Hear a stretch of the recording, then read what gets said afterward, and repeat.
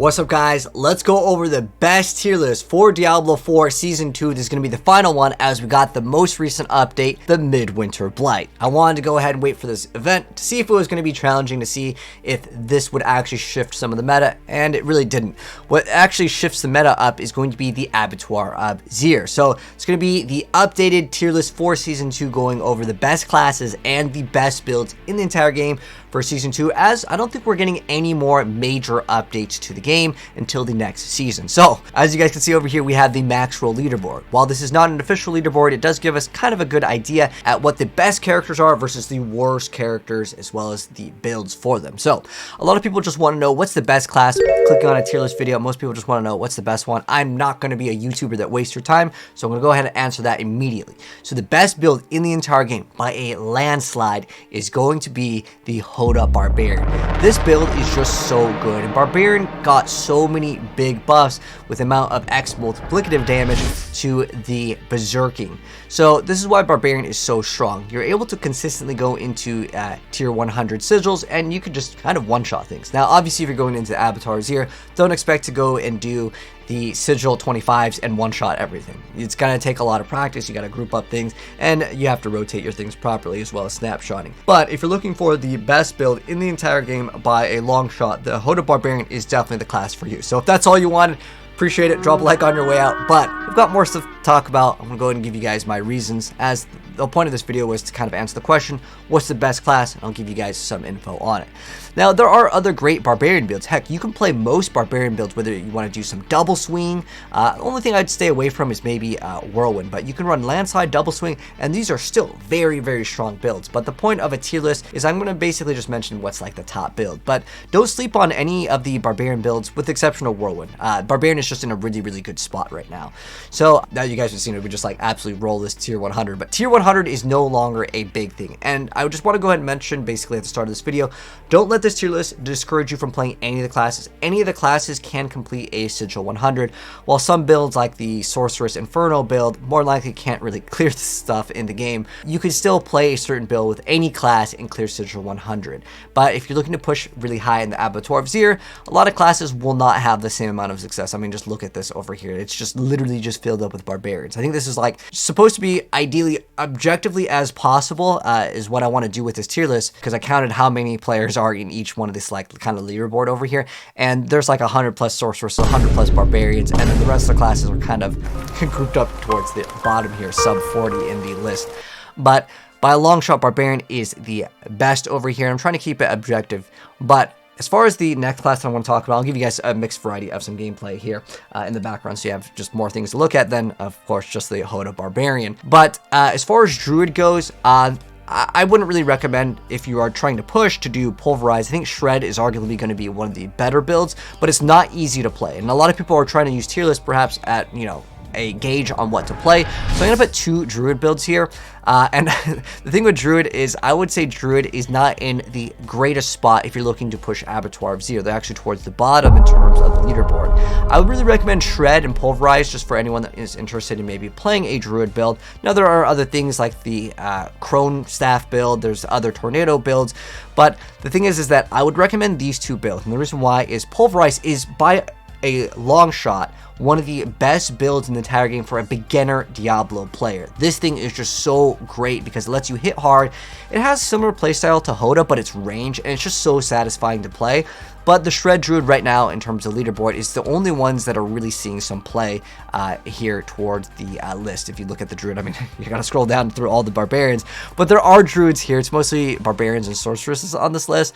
But as far as Druid goes, I wanted to go ahead and kind of throw Pulverize out there, as I just recently uploaded a video going over one of the best beginner builds in the whole game. This is across all classes. Pulverized Druid is just excellent.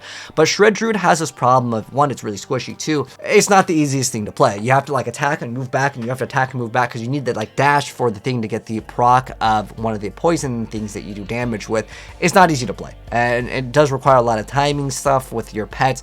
It's just rough to play, and on top of that, well, it's not really seeing as much play, and towards the leaderboards, I'm trying to keep this list objective here, especially if you go into speedruns. Necromancer and Druid just have no chance on the leaderboards, but this is more so counting towards Abattoir of Zir, but I'll also talk a little bit about speedrunning here. But next up though, as far as the other classes in the game, so we already mentioned Barbarian's the best, Druid, I put it in C tier over here. But next up, let's go ahead and give you guys some more gameplay, and this is going to be the Rogue. So the Rogue is actually only good because of a bug with Sebalts with the combo points, which you can get like 20 plus combo points and then just like delete stuff in the game. It's actually really good if you're just interested in doing like a boss killer. I think the Rogue is excellent, although Barb can do the same stuff. The Rogue is really excellent for that. Now, if you don't count the Sebalts bug, Rogue is actually towards like the F tier. It's probably one of the worst classes in the game. But because this bug exists, Rapid Fire as well as Penetrating Shot, which you guys are seeing here, and Twisting Blades, those are all really great skills. So if you're looking for the best Rogue build, what would I recommend? You can do Poison Twisting Blades, you can do Rapid Fire and Penetrating Shot. Those are all like great options. You need to run both though, okay? It's not just Rapid Fire or just Pen Shot. You need to hybrid them out, otherwise it doesn't really work as well. But the Rogue is only good because of the Sebalts bug, and Rogue is still pretty good for speedruns. So if you're interested in doing speedruns, they can actually accomplish stuff very, very fast. There's a thing that you can teleport through walls as well with Rogue if you know how to shadow step properly.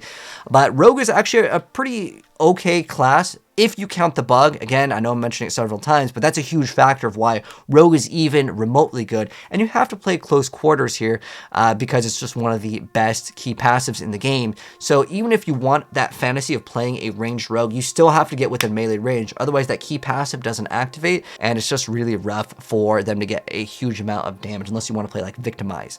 So that's where I would put the Rogue on the tier list. Now, let's go ahead and go over another really, really good class over here. This is going to be the Sorceress. So even though it's mostly Hoda Barbs, there is still tons of Sorcerers on this list. You just have to scroll down and you will eventually see tons of Sorceresses. So what's the best Sorceress build? Well, they don't have Ball Lightning in this little tier list maker here, but we're going to use Chain Lightning to represent Ball Lightning because you would play Chain Lightning in the enchantment slot.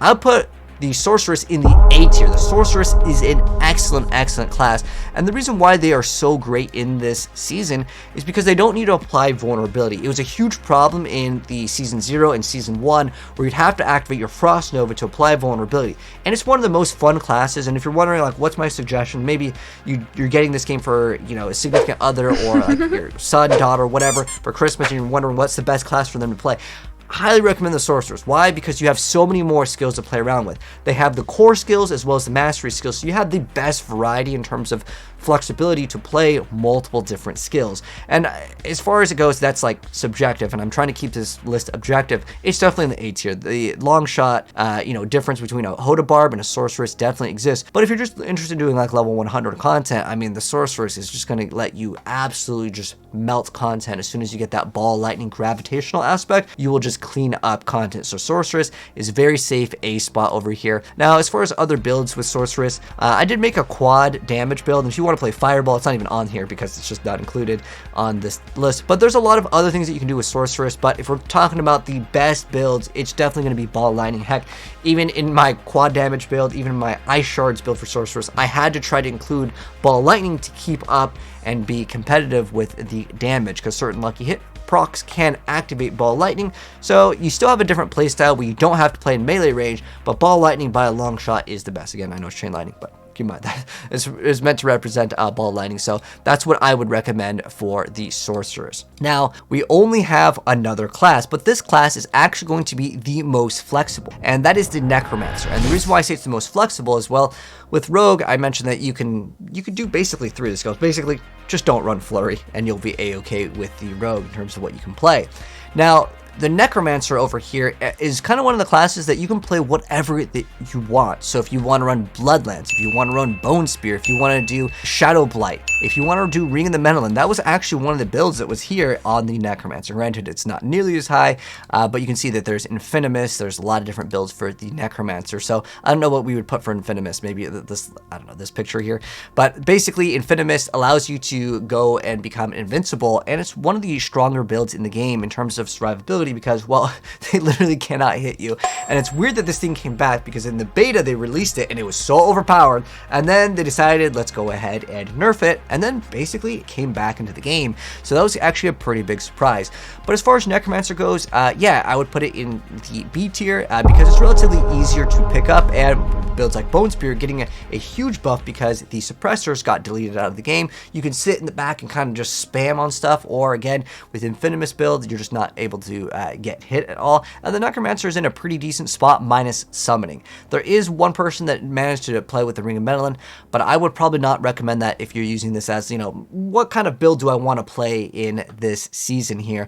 And the reason why is it doesn't get good until you have a Ring of Medellin. Even when you do, it kind of feels like you do 0 damage for a really long time. You have to keep on activating things, and if you're activating things, you might as well just activate and deal the damage. It's not like activate on lucky hit, then your minions get to do damage, and then they one-shot everything, and you're back to doing 0 damage for a little bit while you're spamming on things. People, I think, want a minion playstyle. You're just gonna have to wait until we get some buffs over here.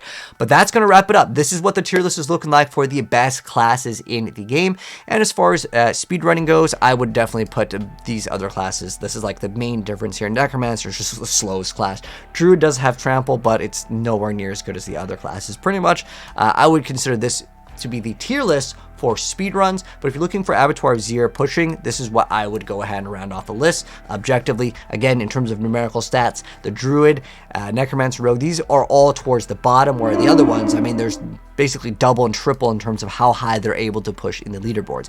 Keep in mind that these leaderboards aren't technically official, but it's the best thing that we've got as of right now, and I kind of use some of the speedrun, like how many classes were in the speedrun. It's basically just Barbs and Sorcs and Rogues, because the main problem that Necromancer has is it just doesn't have mobility. But that's going to be the best tier list, the final one for Season 2 of Diablo 4. But anyways, let me know, guys, your thoughts on it. If you guys want to see some of the builds that I mentioned, I'm going to have some that I've already uploaded for you guys pinned down below. But thanks for tuning in, and if you enjoyed the video, drop a like on it if you want to be up to date so you don't miss out. If we do need an update, maybe they're going to come out with some other update before the season ends, but this is pretty much going to be more likely the last thing with the Midwinter Blight. But if there's an update, don't miss out. I'll cover it. But catch you guys in the next video. Peace out.